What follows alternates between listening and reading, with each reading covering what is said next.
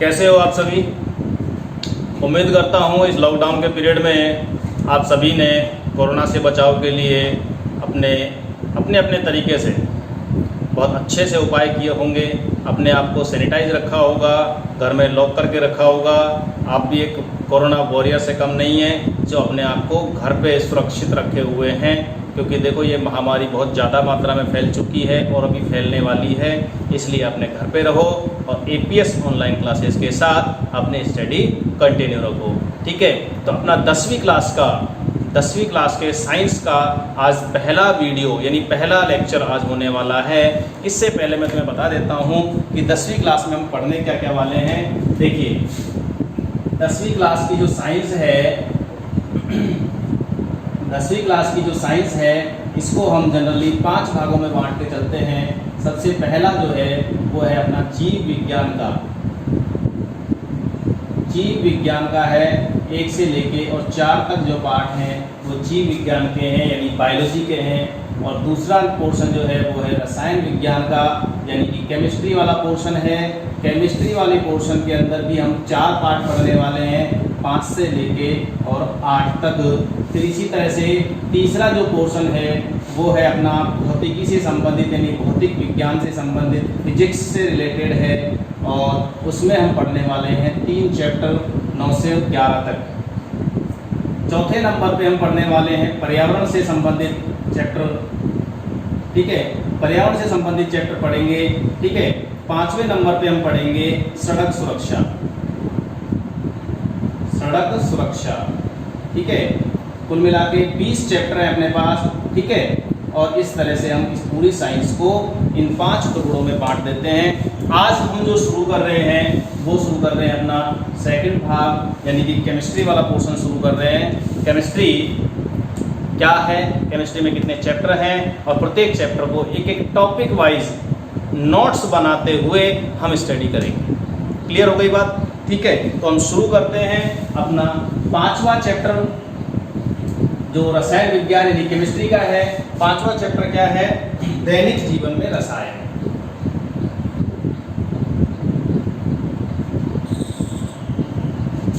दैनिक जीवन में रसायन,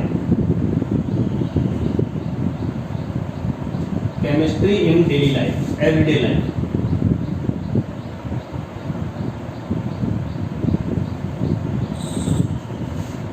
केमिस्ट्री इन एवरीडे लाइफ, दैनिक जीवन में रसायन। ये chapter as it is class 12th में 17वां चैप्टर है।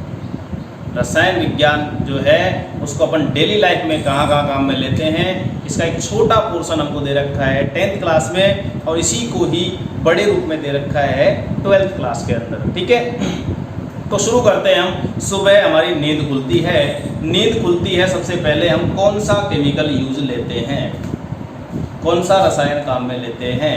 ठीक है, तो शुरू करते हैं हम हाथ धोने से। हाथ धोने के लिए हम काम में लेते हैं साबुन, नहाने के लिए काम में लेते हैं साबुन, ब्रश करते हैं तो उसमें काम में लेते हैं पेस्ट, टूथपेस्ट जो काम में लेते हैं वो भी रसायनों से मिलकर बनी हुई है। ठीक है, साबुन जो हम काम में लेते हैं उसका भी कोई ना कोई एक रासायनिक सूत्र होता है यानी कि वो भी एक रसायन है। जो हम डिटर्जेंट काम में लेते हैं, अब डिटर्जेंट जैसे शब्द काम में आता है हमारे दिमाग में तुरंत आता है डिटर्जेंट क्या, एक सरफ है, सरफ जिससे हम कपड़े धोते हैं। ठीक है, अरे सरफ ही केवल डिटर्जेंट नहीं है, सरफ जो है यानी डिटर्जेंट पाउडर जो है उसके अलावा जो हम शैम्पू काम में लेते हैं, शैम्पू जो काम में लेते हैं वो भी डिटर्जेंट है। इसका मतलब तो डिटर्जेंट को हमको ढंग से समझना होगा। ठीक है, तो इस चैप्टर में हम डिटर्जेंट भी पढ़ेंगे कि डिटर्जेंट होते क्या हैं। ठीक है, उसको अच्छे से समझेंगे। जो हमारी मानसिकता बनी हुई है कि डिटर्जेंट केवल एक थैली में जो पाउडर आता है वो ही डिटर्जेंट है, उसको हम चेंज करेंगे। ठीक है, कि शैम्पू जो है उसको भी डिटर्जेंट बोल रहे हैं, कंडीशनर जो हम लगाते हैं उसको भी डिटर्जेंट बोलते हैं। तो साबुन क्या है, डिटर्जेंट क्या है, इन दोनों हम जब पढ़ते हैं साबुन जैसे मटेरियल पढ़ते हैं तो उनको 2 ही भागों में बांटते हैं, तो साबुन और अपमार्जक। साबुन और अपमार्जक जो है उनमें से तीसरा जो अपना पॉइंट आता है वो आता है शैम्पू। अब शैम्पू भी तो कोई चीज़ है, उन 2 ही को क्यों रखा, तीसरा शैम्पू क्यों नहीं रखा। शैम्पू इन दोनों में से कोई ना कोई एक होगा। तो इसका मतलब क्या है कि डिटर्जेंट ही मतलब शैम्पू जो है वो भी डिटर्जेंट होता है। क्यों होता है, कैसे होता है, वो अपन इस चैप्टर में कंटिन्यू आगे पढ़ेंगे और आगे चलते हैं।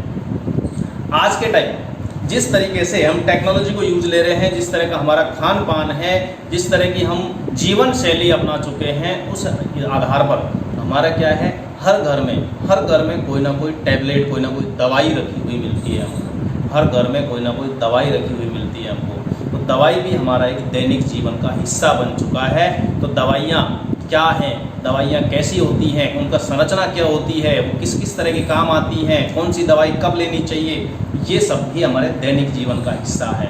ये सब भी हम किस में पढ़ेंगे, इसी दैनिक जीवन में रसायन वाले चैप्टर के अंदर। लेकिन हम यहाँ 10th में नहीं पढ़ेंगे उसको पढ़ेंगे 12th के अंदर, क्योंकि दवाइयाँ थोड़े बड़े रूप में पढ़ी जाती है ना, तो हमारे सिलेबस और हमारे सब्जेक्ट के मतलब हमारी जो स्टैंडर्ड है उसके हिसाब से दवाइयों का टॉपिक थोड़ा बड़ा हो जाता है ना, तो इसलिए उसको हम 12th में पढ़ेंगे। ठीक है, तो इस तरह से और कौन कौन से केमिकल्स यानी कि रसायन हम जो काम में लेते हैं वो कैसे होते हैं, उनकी स्ट्रक्चर क्या होती है, उनकी डेफिनेशन यानी परिभाषा क्या होती है, ये सब कुछ हम इस चैप्टर में अब पढ़ने वाले हैं। तो शुरू करते हैं हमारा पहला टॉपिक, अम्ल, क्षार एवं लवण। ठीक है, हमारा जो पहला टॉपिक है वो है अम्ल, क्षार एवं लवण। अम्ल, क्षार एवं लवण। कॉपी में हेडिंग डाल देंगे अपनी में, कॉपी लेके बैठा करो साथ के साथ। ठीक है, तो एक जनरल परिभाषा जो आज तक हम पढ़ते आए हैं, सबसे पहले तो हम उसकी बात करेंगे। अम्ल, क्षार, लवण।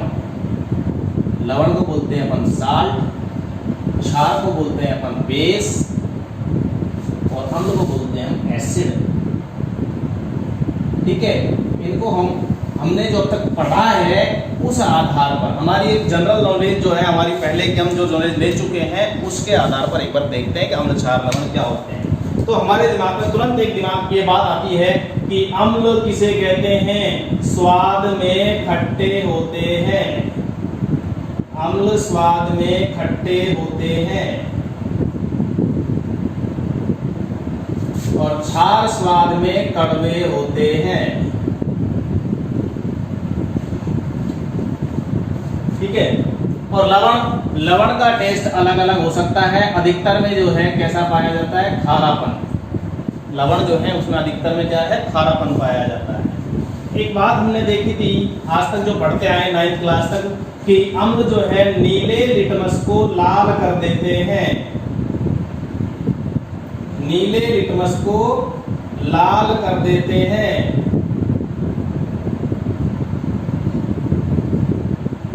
तो इसका उल्टा क्या हो जाएगा कि क्षार जो है लाल लिटमस को नीला कर देते हैं।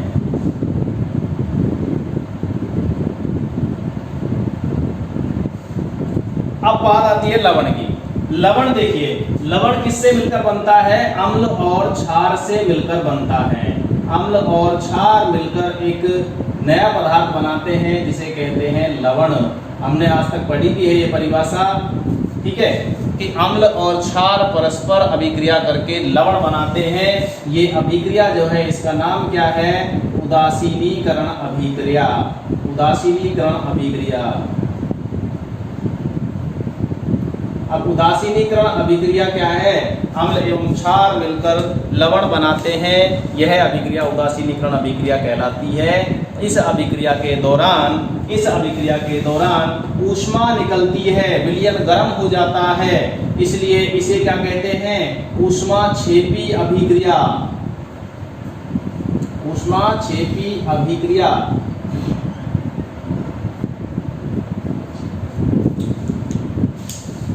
बात यह आती है कि जब अम्ल का हमको स्वाद से पता चल गया, क्षार का हमको स्वाद से पता चल गया, तो भाई ये लिटमस पत्र बेकार करने की जरूरत कहाँ पड़ गई। समझ में आई मेरी बात, कि अम्ल जब हमको स्वाद से पता चल रहा है, हमने नींबू लिया, थोड़ा सा चख लिया, खट्टा लगा, बोला अम्ल है। तेजाब लिया, थोड़ा सा उसको चख लिया, खट्टा लगा। बेटा तेजाब अम्ल होता है, लेकिन उसको हम चख के पता नहीं लगा सकते। क्यों? क्योंकि उसकी प्रबलता बहुत ज़्यादा होती है और वो हमको जला सकता है, जला देगा वो हमको। ठीक है। इसलिए हर एक पदार्थ को हम स्वाद द्वारा पता नहीं लगा सकते। इसका तरीका क्या होता है? दूसरा, लिटमस परीक्षण। लिटमस परीक्षण किसे कहते हैं कि एक प्रणाली में थोड़ा सा एसिड या बेस यानी अम्ल या क्षार जो भी हमको पदार्थ दे रखा है, हमको नहीं पता कि वो अम्ल है या क्षार है, हम क्या करेंगे? उसको थोड़ा सा प्रणाली में लेंगे और एक लिटमस पत्र का छोटा सा टुकड़ा नीले का और लाल का दोनों को उसमें डाल देंगे। क्लियर हुई बात? तो नीले लिटमस पत्र को हमने उसमें डाला और यदि वो लाल हो जाता है तो सीधी सी बात है कि वो क्या है? अम्ल। और अगर नीले वाले पे कोई फर्क नहीं पड़ा, लाल वाला नीला हो जाता है, तो हम क्या कहेंगे कि वो पदार्थ क्या है? क्षार। और अब दिमाग में सवाल क्या आ रहा है कि साहब नीले वाले का भी कुछ नहीं हुआ और लाल वाले का भी कुछ नहीं हुआ, यानी कि कोई फर्क ही नहीं पड़ा। अरे तो भाई न तो वो अम्ल है और ना ही वो क्षार है, वो क्या हो जाएगा? लवण हो जाएगा। क्लियर हो गई बात? अम्ल और क्षार का मिक्सचर जो एक उदासीन पदार्थ बनाता है, इसीलिए इस अभिक्रिया को क्या कहते हैं? उदासीनीकरण अभिक्रिया। आ गई बात समझ में? तो ये परिभाषा आज तक हम पढ़ते हुए आए हैं। इसको एक बार एज इट इज बना लो, जिससे क्या है अपन कंटिन्यू आगे करते हैं कि अब अलग अलग वैज्ञानिकों ने अपने अपने अलग अलग मत दिए थे, अपनी अपनी अवधारणा दी थी कि किस किस प्रकार से हम अम्ल को परिभाषित कर सकते हैं, क्षार को परिभाषित कर सकते हैं और लवण को परिभाषित कर सकते हैं। एक बात और इसमें नोट करेंगे, देखो लवण जो है वो क्रिस्टल के रूप में प्राप्त होते हैं। लवण जो है वो क्रिस्टल के रूप में प्राप्त होते हैं। क्रिस्टल के रूप में जो बनते हैं, तो इसका मतलब यहाँ एक नया शब्द काम आता है, क्रिस्टलन का जल। क्रिस्टलन का जल। अब क्रिस्टलन का जो जल होता है ये क्या है? देखिए हमारे पास मान लीजिए कॉपर सल्फेट है, इसका नाम सुना होगा तुमने आज तक, नीला थोथा। नीला थोथा।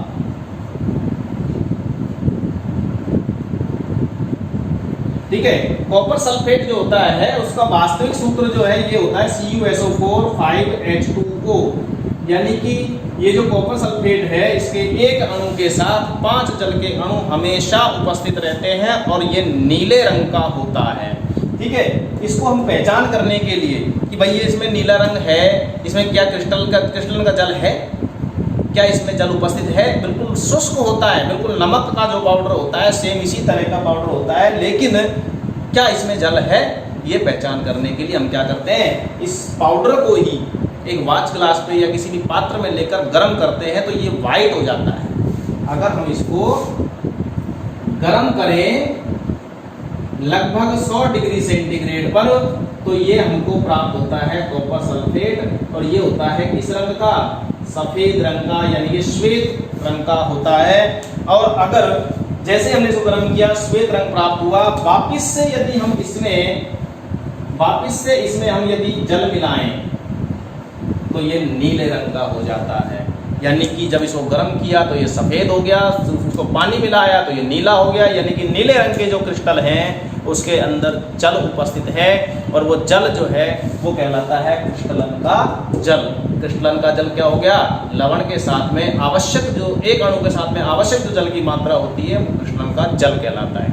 ऐसे ही सोडियम कार्बोनेट जो धावन सोडा होता है उसके साथ में 10 जल के अणु उपस्थित होते हैं। ठीक है। तो इसकी अपन बाद में बात करेंगे। तो ये जनरल इंट्रोडक्शन हुआ अम्ल, क्षार और लवण का, इसको एक बार नोट कर लो परिभाषा सहित। ठीक है, आगे चलेंगे।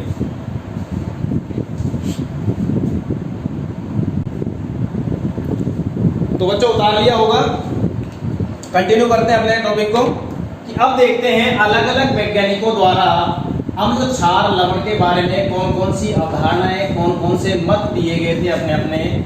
ठीक है, तो उसको देखना है। चलिए हेडिंग डालिए। सबसे पहली हेडिंग डालेंगे ब्रोंस्टेड-लोरी अवधारणा। तो 1 नंबर पे हेडिंग डालेंगे हम आरेनियस अवधारणा। आरेनियस अवधारणा, आरेनियस संकल्पना।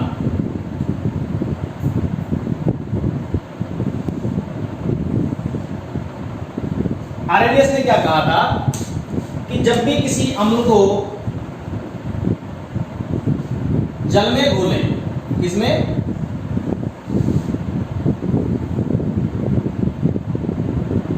जल, अम्ल को जब जल में घोलते हैं, ठीक है, या क्षार को जल में घोलते हैं, तो क्या होता है कि अपने आयनों में टूटते हैं। क्या होता है? अपने आयनों में टूटेंगे। आयनों में टूटने पर कौन कौन से आयन ये मुक्त करते हैं? तो अम्ल जो है वो तो देखिए कौन कौन से आयन देंगे? अम्ल H+ आयन, और क्षार कौन से आयन देंगे? OH-। ठीक है, क्या बोलते हैं इसको? Hydrogen ion.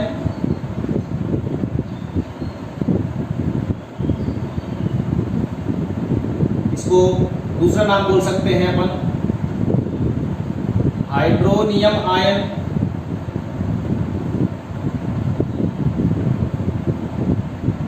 ठीक है, और इसको क्या बोलते हैं अपन? हाइड्रोक्सिल आयन या हाइड्रोक्साइड आयन। ठीक है, देखिए जब भी अम्ल को जल में घोला जाता है तो आर्हेनियस कहता है कि वो H+ आयन देता है, और जब जल में क्षार को घोला जाता है तो आर्हेनियस क्या कहता है कि वह हाइड्रोक्सिल आयन प्रदान करता है। ठीक है, जैसे कि एग्जाम्पल की बात करते हैं, एग्जाम्पल के लिए बात करें HCl, इसको अगर अपन जल में घोलें तो कुछ इस तरह से बनेगा H3O+ + Cl-। यहाँ से H+ निकला, H+ जो है वो निकल के किधर चला गया? H2O के पास। H2O के पास चला गया, H2O में घुल गया तो बन गया हाइड्रोनियम आयन। इसको हम H2O, इसको हम ऐसे भी लिख सकते हैं H2O + H+। ठीक है, H2O के पास चला गया यानी जल में घुल गया, और HCl H+ और Cl- आयनों में टूट गया। ठीक है, यदि इसके एग्जाम्पल की बात करें हम तो NaOH को जब जल में घोला जाता है तो क्या होता है? Na+ + OH- आयन प्राप्त होते हैं जल के अंदर। ठीक है, क्लियर हो गई बात? तो क्षार क्या देते हैं जल में? OH- आयन, और अम्ल H+ आयन देते हैं। ठीक है, और भी कई सारे एग्जाम्पल हैं, जैसे अम्ल की बात करें हम सल्फ्यूरिक अम्ल, अन्य एग्जाम्पल, अन्य उदाहरण की बात करें H2SO4, ये भी क्या देता है? H+ ion. HNO3 की बात करें तो ये भी क्या देता है? H+ ion. इसी तरह से यहाँ बात करें कैल्शियम हाइड्रोक्साइड तो ये क्या देता है? एक Ca+2 आयन, 2 OH- आयन। ठीक है, यदि KOH की बात करें तो ये भी K+ आयन और OH- आयन। तो आर्हेनियस क्या कहता है कि वे सभी पदार्थ जो जल में घुलने पर H+ आयन यानी प्रोटॉन दान करते हैं, H+ का दूसरा नाम होता है प्रोटॉन। अभी बताऊंगा कैसे होता है। ठीक है, अभी तक हमको यही नहीं पता कि H+ को प्रोटॉन क्यों कहते हैं, बताऊंगा। तो वे सभी यौगिक जो जल में घुलने पर H+ आयन, हाइड्रोनियम आयन या प्रोटॉन दान करते हैं क्या कहलाते हैं? अम्ल। एग्जाम्पल तुम्हारे सामने ये लिखे हुए हैं। इसी प्रकार यदि कोई भी यौगिक, क्षार की परिभाषा में क्या लिखेंगे कि वे सभी यौगिक जो जल में घुलने पर OH- आयन प्रदान करते हैं वो क्या कहलाते हैं? क्षार। Is that clear? चलिए आगे चलते हैं अपन। अभी जो शब्द आया था प्रोटॉन, कि H+ को प्रोटॉन क्यों कहते हैं, पहले तो मैं उसको बता देता हूं।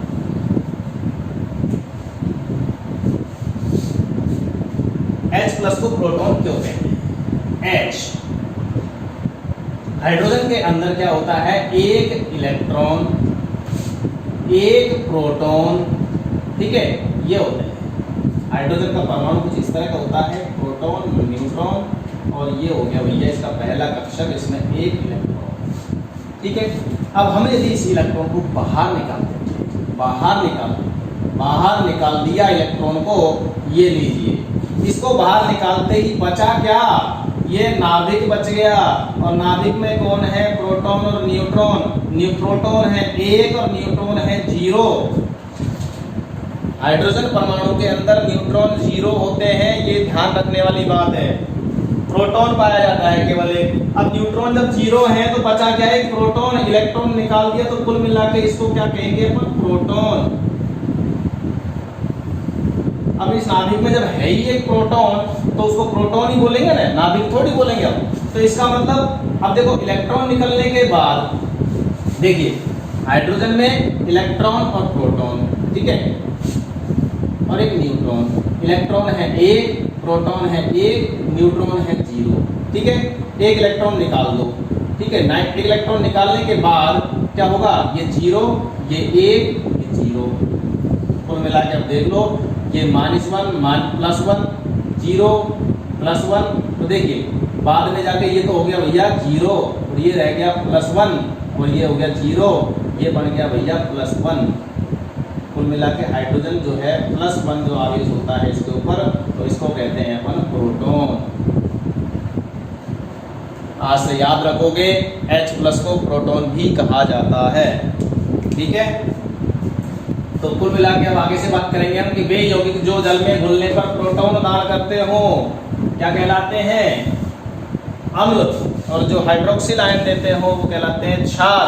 चलिए सेकंड अवधारणा पे चलते हैं। सेकंड अवधारणा है ब्रोंस्टेड-लोरी की। अम्ल और क्षार के लिए ब्रोंस्टेड-लोरी ने क्या अवधारणा दी थी।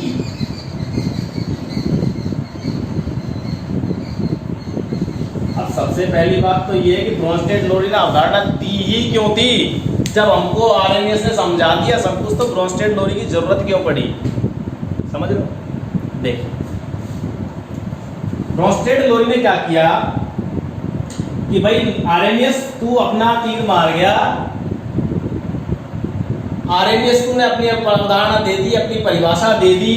अब तू एक बात बता मेरे को कि अमोनिया जो है इसको मैंने जल में घोला, जल में घोल के और एक पात्र में डाल दिया। ये पात्र में डालने के बाद ये क्या है, अमोनिया का जलीय विलयन, जलीय विलयन, ठीक है, अमोनिया का जलीय विलयन। अब इसमें क्या डाला, एक छोटा सा टुकड़ा किसका, लिटमस पत्र का डाल दिया। कौन सा है, लाल लिटमस पत्र डाल।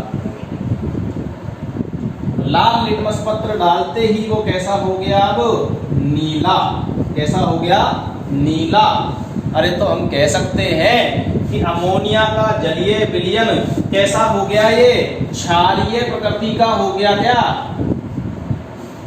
क्यों भाई, अमोनिया कैसी है, क्षारीय प्रकृति की होती है, यानी कि इसने जब लाल लिटमस पत्र को नीला कर दिया तो ये क्षारीय प्रकृति की है। अब ब्रोंस्टेड-लोरी ने ये कहा कि भैया आरएनएस एक बात बता कि NH3 में तो कोई भी OH- आयन नहीं है, और जब OH- आयन नहीं है तो ये क्षार कैसे हुआ। आरएनएस ने कहा कि भाई जितना मैंने बताना था बता दिया, मैं गलत नहीं हूं, अब इससे आगे की जो स्टडी है वो तुम कर लो। तो ब्रोंस्टेड-लोरी ने क्या कहा, ब्रोंस्टेड-लोरी ने अब नई अवधारणा दी थी कि भाई NH3 जो है जब उसको जल में घोला गया था तो इसने क्या किया, कुछ इस तरह की अभिक्रिया की थी। देखिए कि जो H2O है वो H+ और OH- आयन के अंदर रहता है इस तरह से। अमोनिया जो है उसमें क्या होता है, नाइट्रोजन के पास एक इलेक्ट्रॉन युग्म होता है, वो इलेक्ट्रॉन युग्म क्या करता है, इस H+ को आकर्षित करता है। इस H+ को आकर्षित करके अपने साथ जोड़ लेता है, यानी H+ को ग्रहण कर लेता है, प्रोटॉन को ग्रहण कर लेता है और क्या बना लेता है, NH4+ आयन। आ गई बात समझ में, NH4+ आयन बना लेता है। और जल ने क्या किया, H+ को इसको दे दिया था, दान कर दिया था। ये है प्रोटॉन दाता। तो भैया ये है प्रोटॉन ग्राही, प्रोटॉन ग्राही। अब इतना तो हमको आरएनएस ने बता दिया कि जो प्रोटॉन दाता होते हैं वो अम्ल कहलाते हैं। बस कंफ्यूजन कहाँ हुआ कि ये प्रोटॉन ग्रहण कर रहा है तो इसको क्या कहेंगे, तो इसको क्या कहा गया, क्षार। क्लियर हो गई बात। अब देखो आगे भी इसने समझाया था इसको कि ब्रोंस्टेड लोरी ने ये कहा था कि जब अमोनिया से NH4+ आयन बना है तो अब जब कभी भी ये अभिक्रिया करेगा NH4+, आगे कभी भी अभिक्रिया करेगा तो ये H+ को त्याग ही सकता है, अब ग्रहण नहीं कर सकता, यानी कि ये कहलाता है अब संयुग्मी अम्ल। किसके लिए, इस क्षार के लिए ये संयुग्मी अम्ल है, इस क्षार के लिए ये संयुग्मी अम्ल है। ऐसे ही OH- जो है अब अगर आगे अभिक्रिया करता है तो ये H+ को ग्रहण ही कर सकता है, त्यागेगा नहीं। तो ग्रहण करने के कारण इसको हम क्या कहेंगे, क्षार। तो क्षार डायरेक्ट तो कहेंगे नहीं, इसको कहेंगे संयुग्मी क्षार। कॉन्जुगेटेड एसिड और कॉन्जुगेटेड बेस, ये इस अम्ल के लिए कहलाता है संयुग्मी क्षार। मेरे ख्याल से समझ में आ गया होगा, ठीक है। अब देखो हम आज तक पढ़ते आए हैं कि जल कैसा होता है, उदासीन। जल कैसा होता है, उदासीन। न तो वो नीले लिटमस पत्र को लाल करता है, न ही लाल को नीला करता है। तो अब सवाल ये उठता है कि यहाँ जो जल है उसकी प्रकृति क्या है। हम तो इस जल को अम्ल लिख रहे हैं, तो बेटा ध्यान रखना कि अम्लीय प्रकृति होने में और अम्ल होने में फर्क है। अम्ल जिसको हम बोल रहे हैं कि स्वाद में खट्टे, नीले लिटमस को लाल, वो सब कुछ जो है अम्ल के वास्तविक गुण होते हैं। लेकिन प्रोटॉन दान करने के आधार पर भी हम जल को अम्ल बोल सकते हैं। बोलो सर एक बात बताओ कि ये H+ देता है, OH- भी तो देता है। तो चलो एक ऐसे एग्जाम्पल की बात कर लेते हैं। एक ऐसा एग्जाम्पल लेते हैं, हम HCl को लेंगे और पानी में घोलेंगे। HCl को पानी में घोलेंगे तो देखिए HCl ने क्या किया, पानी के अंदर घुलकर एक H+ आयन दे दिया और वो H+ आयन इस H2O को बदल देता है H3O+। देखिए इसने क्या काम कर रखा है, यहाँ पे प्रोटॉन दान करने का काम किया है। प्रोटॉन दाता कहेंगे इसको कहेंगे प्रोटॉन ग्राही। चेक कर सकते हो। तो भैया ये दो बन गए हमारे पास। H2O ने H+ ग्रहण किया है, HCl ने H+ को त्यागा है, प्रोटॉन त्यागा है। तो भैया ये हो गया अम्ल। किसके अकॉर्डिंग, ब्रोंस्टेड लोरी के अकॉर्डिंग। और ये हो गया यहाँ पे क्षार। तो ये H3O+ किससे बना है, H2O से, और ये किससे बना है, Cl- HCl से। ठीक है, तो भैया ये तो हो गया संयुग्मी क्षार और ये हो गया संयुग्मी अम्ल। ये लीजिए क्लियर हो गया सब कुछ।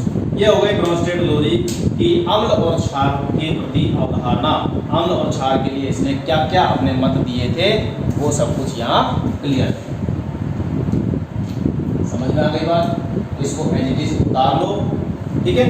परिभाषा के लिए कैसे लिखेंगे, ब्रोंस्टेड लोरी के अनुसार वे सभी यौगिक जो H+ यानी प्रोटॉन दान करते हैं वे अम्ल कहलाते हैं और जो प्रोटॉन ग्रहण करते हैं वे क्षार कहलाते हैं। और फिर एज एग्जाम्पल उतार लेंगे, इसको उतार लेंगे। मैं तुम्हें थोड़ी देर पहले बता रहा था कि यहाँ जल अम्ल की तरह कार्य कर रहा है, लेकिन नीचे वाली अभिक्रिया में देखो जल क्षार की तरह कार्य कर रहा है। तो अब तुम्हारे सामने ये सिद्ध हो चुका होगा कि भैया ये अम्ल की तरह भी काम करता है, क्षार की तरह भी काम करता है, इसीलिए ये उदासीन होता है। किसी किसी अभिक्रिया में H+ देता है, किसी किसी में H+ लेता है। उतारो वीडियो को पॉज करो बेटा, पॉज करके और उतारो। वीडियो को पॉज करो, रोक दो और उतारो, ठीक है। आगे चलते हैं। तीसरी अवधारणा, तीसरा मत क्या कहता है। तीसरा कौन है, लुईस। लुईस तीसरी अवधारणा है लुईस की अवधारणा।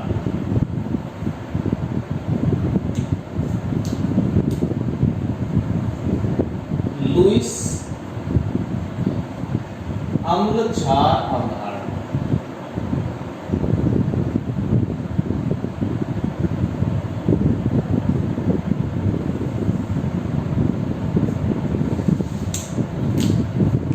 अब देखो आर्हेनियस को फेल किया था ब्रोंस्टेड लोरी ने। अब ब्रोंस्टेड लोरी के अंदर भी कुछ कमियां निकाली थी किसने? लुईस ने। कि आर्हेनियस ने जब अवधारणा दी थी कि H+ दान करने वाले अम्ल OH- दान करने वाले क्षार, तो ब्रोंस्टेड लोरी ने कहा था कि भैया H+ दान करने वाले अम्ल हैं लेकिन H+ ग्रहण करने वाले क्षार होते हैं। ठीक है, अब ग्रहण करने वाले क्षार होते हैं। लुईस ने कहा ठीक है भैया कि ब्रोंस्टेड लोरी कि ग्रहण करने वाले क्षार हैं, लेकिन जरूरी नहीं है कि दान करने वाले सभी अम्ल हों, या जो सभी अम्ल हैं वो सब प्रोटॉन दान ही करते हों। क्योंकि देखो आर्हेनियस ने भी H+ दान करने के लिए कहा था, ब्रोंस्टेड लोरी ने भी दान करने के लिए कहा था। तो लुईस ने एक नई अवधारणा दी थी, वो दी थी न तो H+ के आधार पर न OH- के आधार पर, इसने दिया था इलेक्ट्रॉन युग्म के आधार पर। इसके आधार पर इलेक्ट्रॉन युग्म, कौन सा इलेक्ट्रॉन युग्म? एकांकी इलेक्ट्रॉन युग्म, जिसको कहते हैं लॉन पेयर ऑफ इलेक्ट्रॉन। ठीक है, ये क्या होते हैं? लॉन पेयर क्या होते हैं? देखिए, जैसे हम बात करते हैं अमोनिया की, तो अमोनिया के अंदर क्या होता है? बाह्यतम कोश में 5 इलेक्ट्रॉन होते हैं। क्या होते हैं? 5 इलेक्ट्रॉन। नाइट्रोजन क्या करता है? 1 2 3 4 और 5। इन 5 इलेक्ट्रॉनों में से 3 इलेक्ट्रॉनों के साथ तो बॉन्ड बना लेता है। किसके साथ बना लेता है? कि हाइड्रोजन के पास 1 इलेक्ट्रॉन है, हाइड्रोजन के पास 1 इलेक्ट्रॉन है, हाइड्रोजन के पास 1 इलेक्ट्रॉन है। ये लीजिए, हाइड्रोजन ने ये बॉन्ड बना लिया अमोनिया के साथ में, और ये हो गया अमोनिया फॉर्मूला कंप्लीट। अब देखिए अमोनिया में इस वाले युग्म को देखो, इस वाले जोड़े को देखो, इलेक्ट्रॉन के जोड़े को। ये बॉन्ड बनाने के काम आ रहा है, ये बॉन्ड बनाने के काम आ रहा है, ये बॉन्ड बनाने के काम आ रहा है। लेकिन ये वाला जो युग्म है, ये बंद बनाने के काम नहीं आता। इसी को कहते हैं एकांकी इलेक्ट्रॉन युग्म। ठीक है, अब देखिए एक अपन पढ़ते हैं अष्टक नियम। अष्टक नियम क्या कहता है? कि बाह्यतम कोश में किसी भी अणु के परमाणु जो होते हैं, उनके बाह्यतम कोश में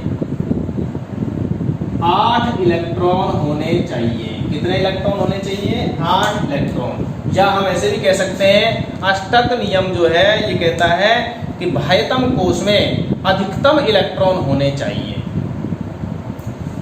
अष्टक में 8 दिख रहा है, लेकिन एक बात बताओ, इस हाइड्रोजन के बाह्यतम कोश में तुम्हें 8 दिख रहे हैं क्या? केवल 2 ही है। नाइट्रोजन के गोले में देखो 8 दिखेंगे तुम्हें, 1 2 3 4 5 6 7 8, 5 थे, साझा करके 8 कर लिए। लेकिन हाइड्रोजन के बाह्यतम कोश में 2 ही इलेक्ट्रॉन आ सकते हैं, बाह्यतम कोश में अधिकतम, तो इसलिए अधिकतम इलेक्ट्रॉनों की संख्या होनी चाहिए। ये कहता है अष्टक नियम।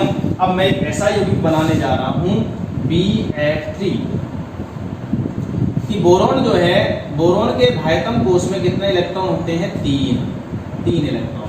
ये लीजिए बोरोन 1 2 3। तो ये क्या करता है? फ्लोरीन जो है उसके साथ में बॉन्ड बनाएगा। फ्लोरीन के बाह्यतम कोश में 7 इलेक्ट्रॉन होते हैं। ये लीजिए 7 इलेक्ट्रॉन होते हैं।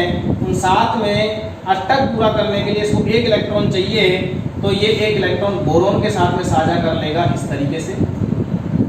ये 1 इलेक्ट्रॉन साझा कर लेगा इस तरह से, ये 1 इलेक्ट्रॉन साझा कर लेगा इस तरह से। अब बोरोन के पास है भैया 3 इलेक्ट्रॉन, तो तीनों को ही अगर वो साझा कर ले, तीनों को ही 1 इलेक्ट्रॉन साझा कर ले, अरे फिर भी उसके पास केवल 6 ही इलेक्ट्रॉन तो बचे, 6 इलेक्ट्रॉन तो बने। 6 इलेक्ट्रॉन से उसकी अष्टक नियम की पूर्ति नहीं हो रही है। इसलिए ऐसे यौगिक में उपस्थित जो ये परमाणु होते हैं, वो अष्टक नियम पूरा करने के लिए कहीं बाहर से कहीं बाहर से उधार मांगते हैं इलेक्ट्रॉन युग्म, और ये उधार मांगने की जो प्रवृत्ति होती है, उधार मांगकर जो बॉन्ड बनाने की प्रवृत्ति होती है, वो ही क्या है, उसी को स्पष्ट किया था किसने, लुईस ने। उसी को स्पष्ट किया था किसने, लुईस ने। और ऐसे ही ये इस तरह के जो यौगिक होते हैं जिनमें एकांकी इलेक्ट्रॉन युग्म पाया जाता है, अष्टक नियम तो पूरा है लेकिन लोन पेयर पाया जा रहा है, तो लोन पेयर को ये दान करने की प्रवृत्ति रखते हैं, तो इनको समझाया था लुईस ने। तो लुईस ने इस प्रकार के दो यौगिकों को समझाया था। अब इनको अपन देखते हैं एक एग्जाम्पल के द्वारा, इन दोनों की अभिक्रिया करवाते हैं। NH3 प्लस BF3 क्या होगा, NH3 के नाइट्रोजन और BF3 के बोरॉन के बीच में कुछ इस तरह का एक बॉन्ड बन जाता है। अब बना कैसे, उसको किस तरह से शो करेंगे, देखिए नाइट्रोजन में ये लोन पेयर है, ये हाइड्रोजन के साथ में बॉन्ड बना रखा है, ये हाइड्रोजन के साथ में बॉन्ड बना रखा है, ये हाइड्रोजन के साथ में बॉन्ड बना रखा है। ये लीजिए,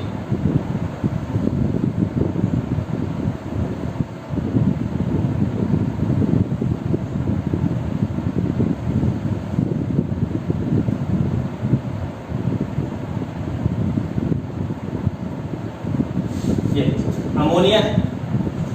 अब बोरोन की बात करते हैं। बोरोन क्या करता है, इसने इस तरह से फ्लोरीन के साथ में, इस तरह से फ्लोरीन के साथ में, इस तरह से फ्लोरीन के साथ में बॉन्ड बना रखा है। तो ये जो बॉन्ड बना रखा है, इसको क्लियर करने के लिए लाइट चली गई है, कोई बात नहीं, थोड़ा सा देख लो। ये इस इलेक्ट्रॉन युग्म को ग्रहण करता है, ये इस इलेक्ट्रॉन युग्म को ग्रहण करता है। अब देख सकते हो बोरोन के बाह्यतम कोश में आपको अब 8 इलेक्ट्रॉन दिख रहे होंगे। ये 8 इलेक्ट्रॉन इस अष्टक नियम की पूर्ति कर रहे हैं। थोड़ी देर पहले हमने क्या देखा था, बोरोन के बाह्यतम कोश में 6 इलेक्ट्रॉन है। एक बार मैं देख लेता हूं, कोई प्रॉब्लम नहीं है, ठीक है, सही आ रहा है ना। देखो कि बोरोन के बाह्यतम कोश में 6 इलेक्ट्रॉन दिख रहे हैं, यहाँ पे तुम देखो 8 इलेक्ट्रॉन दिख जाएंगे अपन को।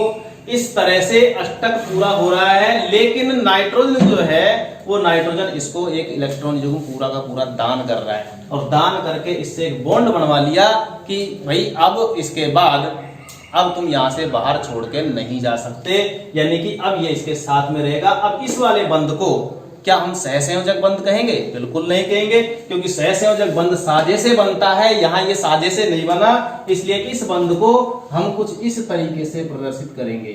ये देखो, ये बन गया हमारे पास एक नया यौगिक। इस वाले बंध को हम नाम देते हैं उपसहसंयोजक बंध। इस वाले बंध को हम नाम देते हैं उपसहसंयोजक बंध।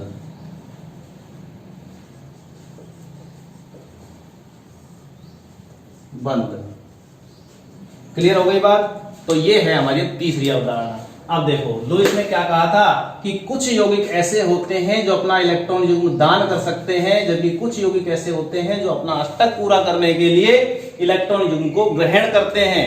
तो लुईस ने क्या कहा था कि वे सभी यौगिक जो अपना इलेक्ट्रॉन युग्म लोन पेयर दान करते हैं वो कहलाते हैं क्षार। क्या कहलाते हैं? क्षार। और वे यौगिक जो अब कोई भी इलेक्ट्रॉन युग्म ग्रहण करते हैं और उपसहसंयोजक बंध बनाते हैं वो कहलाते हैं अम्ल। तो ये हो गई अपनी तीनों अवधारणाएं खत्म। ठीक है, एक बार रिवाइज कर देता हूं। आर्रेनियस ने कहा था प्रोटॉन दान करने वाले अम्ल, प्रोटॉन और OH- दान करने वाले क्षार। ठीक है, और ब्रोंस्टेड-लुरी ने कहा था प्रोटॉन दान करने वाले अम्ल और प्रोटॉन ग्रहण करने वाले क्षार। जबकि लुईस ने इन दोनों को परे हटाकर एक नई अवधारणा दी थी कि इलेक्ट्रॉन युग्म दान करने वाले क्षार और इलेक्ट्रॉन युग्म ग्रहण करने वाले यौगिक अम्ल कहलाते हैं। ये हो गई अपना अम्ल और क्षार की तीनों अवधारणाएं खत्म। ये अपना अम्ल क्षार टॉपिक फिनिश। क्लियर? चलो।